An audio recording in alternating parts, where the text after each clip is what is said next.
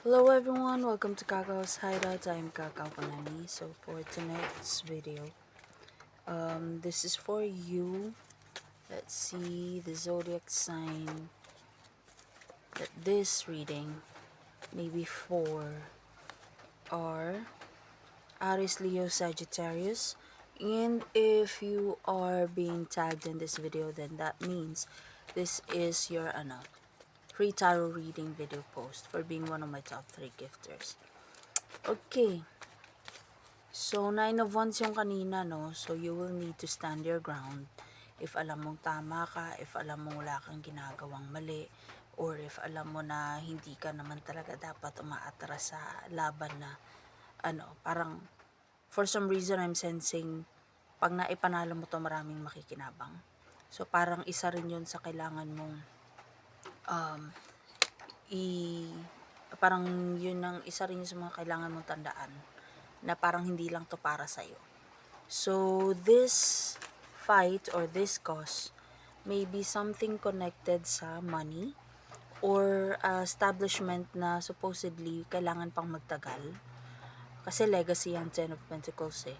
In reverse, siguro, nandun yung potential na magtatagal pa sana if only mamamanage ng maayos. So, maybe this is your family's family business, or maybe this is some sort of an inheritance na pwede pang i-retain, pwede pang i-revive, or pwede pang i-keep within families. Maybe pwede pang i-keep under the family's name. Pero maybe somebody within the family or maybe somebody within the business gustong i-let go na. Parang benta na lang ganyan. O bigay mo na lang kay ganito, kay ganyan. Pero maybe you're one of the few. In fact, I'm sensing that you're you're the only one fighting for it na ma-retain siya, na umayos yung pagpapatakbo sa kanya para mas tumagal pa siya. Kasi hindi naman siya outdated. And kung business to, may market pa rin naman. Kung property to, may gusto pa rin namang tumira dyan. Hindi naman yung wala na talagang titira, no, walang sense na hindi na siya ikikip. Or basta you don't see the reason why you should be letting go of this pwedeng business, pwedeng property, pwedeng heirloom, pwedeng legacy, na parang bakit kailangan nating i-let go, pinaghirapan to ng elders or pinaghirapan to ng mga may-ari. Now, what do you need to focus on is, okay, dalawa yung nakuha ko. Your intuition at kung ano sa tingin mo yung kailangang unahin. Pwedeng materyales. Pentacles is about gamit, nakikita, nahahanap, nahawakan, naaamoy, nakakasama, nabibitbit, like physical. So, maybe you already have an idea kung anong dapat palitan kasi sira na, or maybe merong mas magastos pag i-retain pa tong materials na to, itong makina na to. Mas convenient if ganito na lang. So maybe you have ideas, or maybe your intuition is telling you na merong kailangan baguhin, hindi mo lang alam kung alin. So try focusing on those aspects of the situation, especially if parang tried and tested mo na kapag merong intuition na gumagana sa'yo, na may kailangan kang hanapin, may kailangan kang i-manage, tumpak ka naman lagi.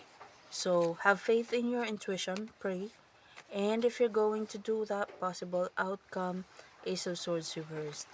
Maybe yung gustong mag-let go ng 9 of Wands, or ng 10 of Pentacles reversed. Again, it may be a family business, it may be a specific store or office or property, household heirloom, mamahaling gamit from the elders. Ace of Swords reversed means meron silang hindi alam dun sa nile-let go nila.